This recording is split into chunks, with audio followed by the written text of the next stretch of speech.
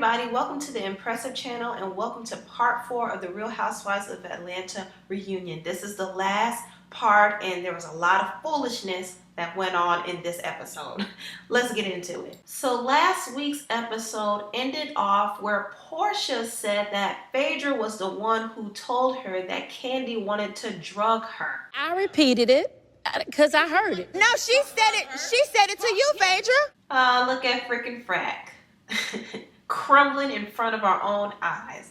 Anyway, Phaedra had the nerve to lie and say that she heard that Kandi wanted to drug Porsha. But Porsha was like, Phaedra, you're the one who said that Kandi told you directly that she wanted to drug me. This is what you said. Do you want me to bring up the receipts? I got the text messages. And Phaedra was sitting there looking like, oh, snap. Why would she tell you like that so you get running back to me like that? You and I never had a problem. The lies, the lies, the lies. I had to give the biggest eye roll when Porsha started crying. Like, she loves to play the victim. You know, you've been around Kandi and you know Kandi and her husband Todd, and you know them well enough to know that they wouldn't try to drug you and rape you. You know that. But you were repeating these lies as if they were fact. And that's the thing that I don't like. And now you're sitting up there crying because you realize how bad your brand looks now. You realize that you messed up. You realize that you probably jeopardized your position on the Real Housewives of Atlanta. All because you were an accomplice in spreading these lies about Kandi. Phaedra used you. But see, you know better. Porsha knows better. She had no reason to spread those lies about Kandi. Porsha and Kandi never had an issue, ever. So why would she want to spread lies like that about her? I mean, is your alliance to Phaedra so strong that you're willing to throw everybody under the bus, even your own friend Shamia? Shamia warned you about Phaedra. She warned you that Phaedra was using you as a pawn.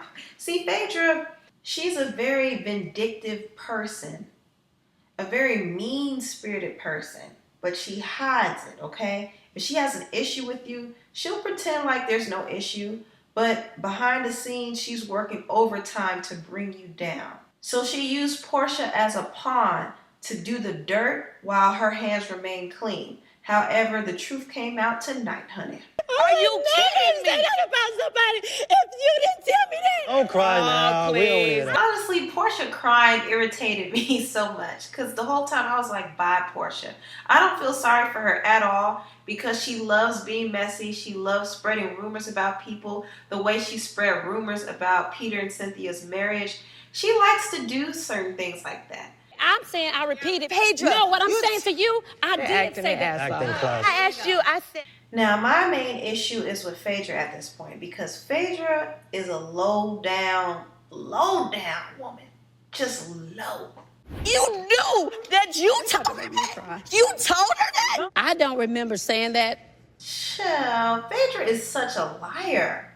Kandi has never done anything to Phaedra to warrant these type of accusations. I really believe that she's just jealous, and this is what Todd brought up in the reunion. He said that he's the only married man on the stage, and he is. And they're trying to bring down their relationship, and it's obvious. And Phaedra, she wants them to go down because her relationship failed. She wants to attack Kandi's business. She wants to go around town spreading lies about Kandi and telling people not to work with Kandi. And now she's spreading a blatant lie about Kandi wanting to drug Porsha. I really don't understand her mentality. It's almost sociopathic to me. Like, she showed no remorse for what she done. Like, no remorse. Zero. Y'all accused me of being a fucking rapist.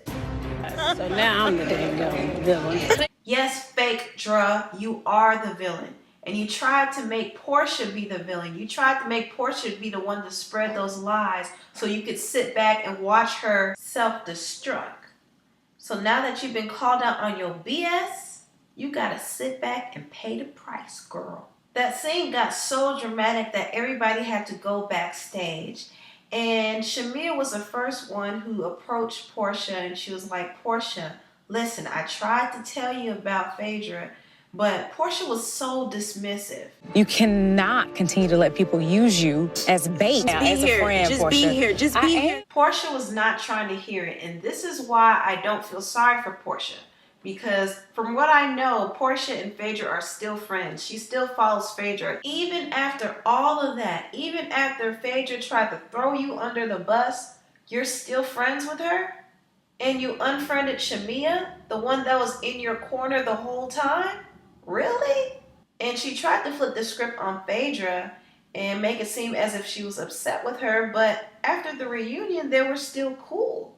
So, listen, I don't get it. But you know what? I'm going to give Porsha some time to come to her senses. I'm going to give her some time because sometimes people can be so in denial about their friendships and about their friend that they don't see them for the person that they are. So I'm going to wait until Porsha sees Phaedra for the person that she is. If Phaedra can be vindictive enough to bring her good friend Kandi down, please believe she'll bring you down as well. So Porsha, don't be fooled. Anyway, I know they need each other because they don't get along with the rest of the girls. And Phaedra, she needs Porsha.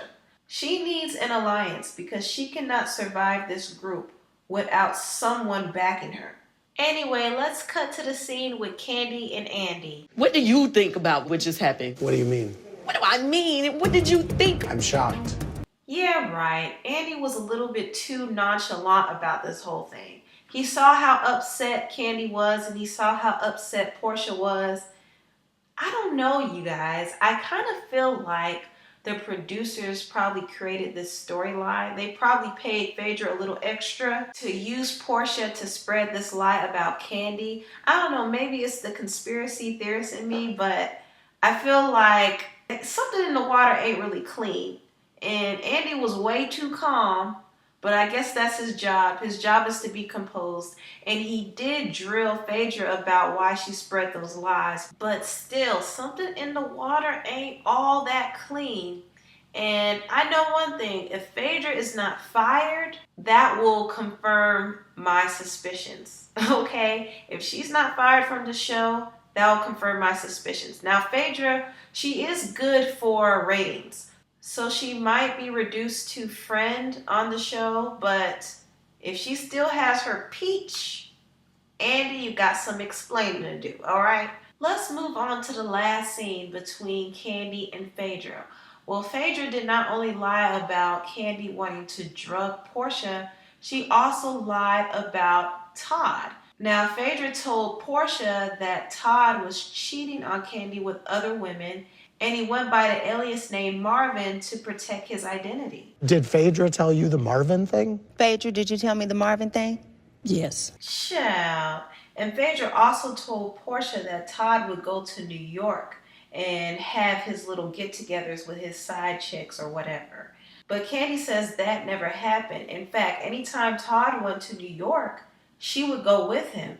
And within the last year, Todd didn't want to go to New York that much because his mother passed away. So New York gives him bad memories. So it was just all a lie. And some of the lies Porsha told weren't actually spread by Phaedra. In fact, Porsha got some of her lies from the street and from the blogs. However, she did apologize. From me, I'm apologizing to you. Okay. Now that's good for Porsha that she's owning up to her mess. Now, let's move on to this whole Johnnie situation. Johnnie was Kandi's ex-employee, and he was suing her for unpaid services. Now, Phaedra was the one who actually, I think she contacted Johnnie and helped him get a case. However, I still feel like Johnnie was being messy in this situation, and he was the one who was trying to throw Kandi under the bus, even though Phaedra was very shysty for making him believe that Kandi only paid him $2-something per hour. And, that was a lie, of course. Phaedra was filling his head with a lot of stuff. But at the end of the day, I'm not going to put full blame on Phaedra for this one. I think Johnnie was the one being messy. He was the main one being messy. And Kandi is now countersuing, and I really hope she wins because this whole situation is unfair for her. What I absolutely love the most about this scene is that Kandi brought up Angela Stanton. She said, I wouldn't go and promote Angela Stanton's book about you, so why would you bring Johnnie on the show and try to sue me? But that would be just like me bringing Angela Stanton on this show. I really wanted Kandi to go in, but see, Kandi, she has too much integrity for that. She doesn't know how to go super low. You know what I mean? And she even said that Angela Stanton tried to contact her, but Kandi was like, no, get that book away from me.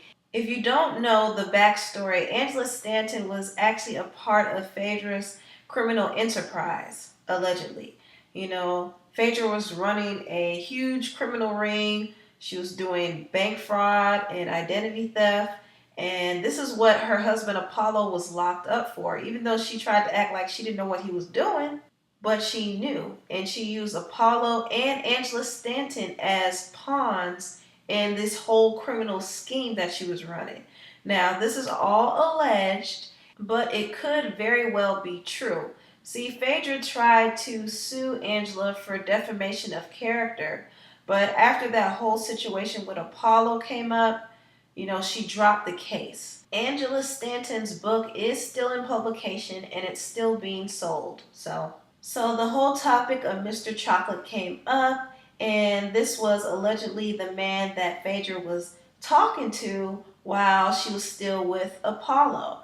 And Kandi was the one who exposed that relationship. And this was during the time when Phaedra started saying how Kandi didn't care about her and all that stuff that she was going through with Apollo. Because, see, Kandi's husband Todd is still cool with Apollo. And this is what Phaedra did not like. So she was just saying how Kandi wasn't there for her. And Kandi was like, what do you mean I wasn't there for you? And why are you trying to act all sad about your relationship with Apollo when you were talking to another man? And this is why Phaedra has a lot of animosity toward Kandi. Because Kandi, one thing about Kandi is this. When somebody does her wrong, she just vents. She vents to the people around her, and she doesn't have any filter. When somebody does her wrong and when somebody lies about her, she just vents, and she vents to the people around her. It doesn't matter who it is. She just starts exposing the truth. And I know she knows a lot more about Phaedra, but she's not willing to speak on it. But in that particular instance, she did expose the fact that she was messing with another dude. But let Phaedra tell it, he was only a guy that she was talking to during her time of need. Oh my gosh. Anyway, that is all for my review. This whole reunion was exhausting. And Phaedra, like, I don't know if she's going to get cut from the show, but it would be best for her if she left, because her reputation is looking really sketchy right now. And I know she was crying inside during this reunion because she didn't know it was going to turn against her in this way. She's so used to others taking the blame for her own actions, but it didn't work out this way. Porsha, I do feel like Porsha can be redeemed because I used to like Porsha before this season. So hopefully Porsha cuts off her friendship with Phaedra, because it doesn't help her image. It doesn't make her look good to be associated with somebody like Phaedra. Anyway, thank you all so much for watching, and I'll see you next time. Bye!